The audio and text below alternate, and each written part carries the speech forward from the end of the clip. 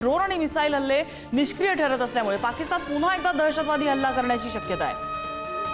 पाकचा लष्कर प्रमुख असलेला असीम मुनीर भारतामध्ये दहशतवादी हल्ल्यांचा कट रचू शकतो अशी शक्यता निर्माण झाली आहे। तर पाकिस्तानकडून भारताच्या हवाई संरक्षण व्यवस्थेमध्ये वारंवार अपयश आलेलं आहे आणि त्यामुळे आता पाकिस्तान पुन्हा एकदा दहशतवादी हल्ल्याच्या माध्यमातून कारवाई करण्याची तयारी करतोय अशी शक्यता आहे, अशी चर्चा आहे, असा अंदाज वर्तवला जातोय। नम्रता, पाकिस्तानमध्ये असीम मुनीरच्या विरोधात प्रचंड नाराजी आहे। त्याच्यामुळे जर पद टिकवायची असेल तर काहीतरी प्रयत्न करायला हवे। मला वाटतं त्या अगतिकतेतनं परत असीम मुनीर या दहशतवादी हल्ल्यांचा कट रचू शकतो का, हा या घडीचा प्रश्न आहे।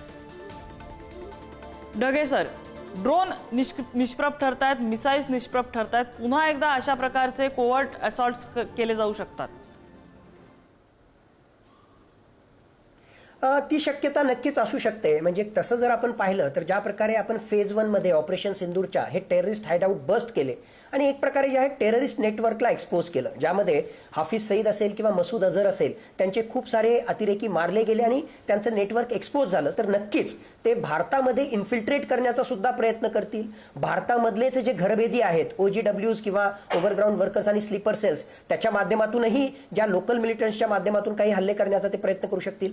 अशाही बातम्या येत आहेत की भारताच्या सुरक्षा व्यवस्थेमधली जी कमजोर कडी आहे ती म्हणजे सागरी सुरक्षा व्यवस्था, आणि 26/11चा हल्ला त्याच प्रकारे झाला होता। तर मुंबईच्या मार्गाने किंवा या अरेबियन सीच्या माध्यमातून, अरबी समुद्राच्या माध्यमातून सुद्धा काही भारतीय ज्या बोटी आहेत या मच्छीमारांच्या, त्या बोटी ज्या आहेत त्या ऑलरेडी पाकिस्तान नेव्हीने ताब्यात घेतलेल्या आहेत आणि अशा बोटींचा वापर करून भारताच्या सागरी हद्दीमध्ये घुसायचं आणि 26/11 सारखा हल्ला करायचा, अशा प्रकारचंही इंटेलिजन्स इनपुट मिळालं, अशाही बातम्या त्या ठिकाणी येत आहेत। त्यामुळे सगळ्याच अँगलनं इन्फिल्ट्रेशन असो, भारतामध्ये जे ऑलरेडी लोकल मिलिटंट आहेत त्यांना फूस देऊन, त्यांना मदत देऊन त्यांच्याकडून जे आहे दहशतवादी हल्ले त्या ठिकाणी करून आणण्याचा असो किंवा सागरी मार्गाने दहशतवादी हल्ले, या सगळ्या शक्यता ज्या आहेत त्या नक्कीच या सध्याच्या परिस्थितीमध्ये बळवताना म्हणजे बळावत असतील, असं जर इनपुट्स असतील तर त्याला जे आहे म्हणजे लॉजिकली हे असं करण्याची शक्यता पाकिस्तानकडून नक्कीच आहे।